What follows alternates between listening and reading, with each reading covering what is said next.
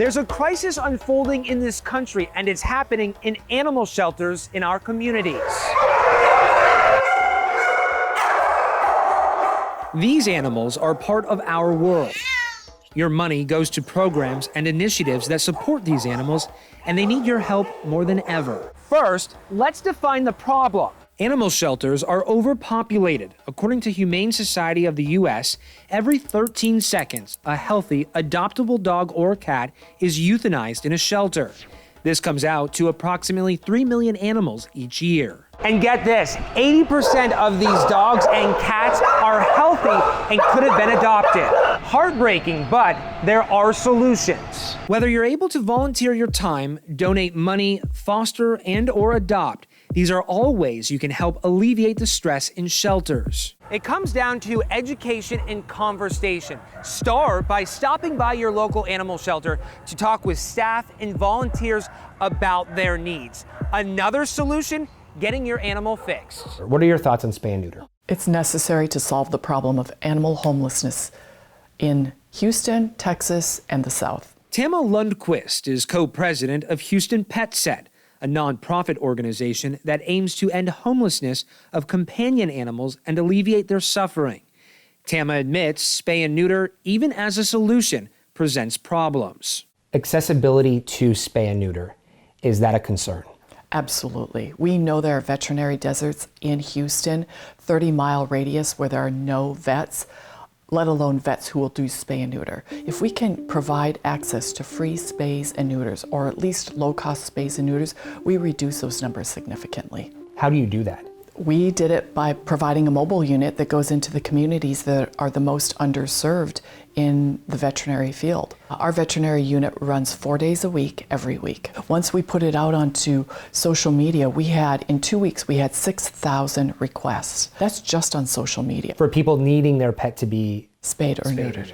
And we know that there are a lot more. That's just the tip of the iceberg. But also getting to those people and saying, this is what you need to do in order for your pet not to procreate, not to have those boxes of puppies where you bring them to the shelter and hope that they find something to do with them. Lots of times they are euthanized, I hate to say it, but they are, or you're giving them away only to have those puppies not be spayed or neutered and procreate. How do we improve access to spay and neuter? We need more vets.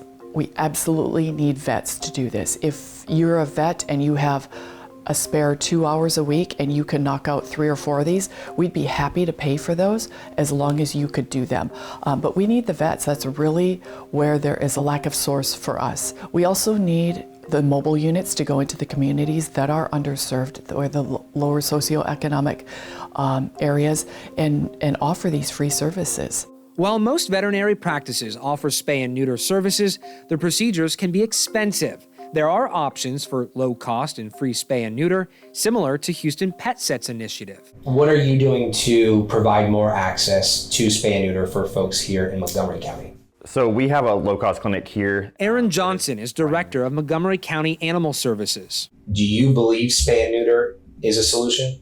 I believe it's part of the solution. I don't think with the overpopulation and everything else, there's that one magic answer. We always talk about adoption rates, whether we're going to adopt our way out of the overpopulation that we see, but I think it has to go along with responsible pet ownership, people keeping their dogs, on their property, things like that, microchipping, being able to get pets back to owners, along with spay neuter, so that we can kind of stop that cycle. What are the challenges with spay and neuter? Vet access, we're having enough vets. The shortage has been kind of a big issue. Us, for example, is one. We have 2 positions that are open for veterinarians. So we're looking for veterinarians, but we're not finding those vets to come in and work at shelters.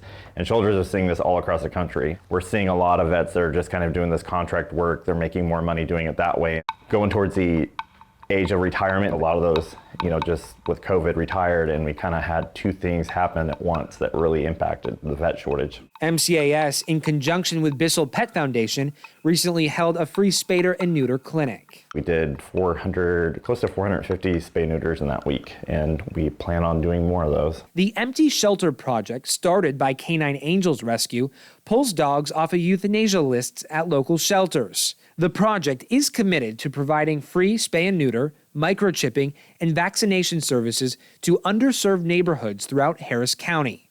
TESP reports show since 2017, it has bettered the lives of thousands of pets through its mobile animal sterilization hospital events, which in return has saved taxpayers an upwards of $5 million. It benefits all of us in the end. If we just change the way we think about animals, the way our community thinks about animals, recognizing they have feelings, recognizing that they are domesticated, our moral responsibility, our ethical responsibility to care for them. Who said solutions were easy? If it takes a village to raise a child, we're finding out it takes a community to care for cats and canines. And when you can't educate, it's time to legislate. Los Angeles County requires all residents of unincorporated areas to have their dogs and cats older than 4 months of age to be fixed. A number of other cities have also adopted similar ordinances. Could it be Houston's turn? For Solutionaries, I'm Zach Lajway. There is a lot to discuss here, and we'd like to hear your opinions. Drop a comment below and make sure you hit subscribe to stay up to date with Solutionaries.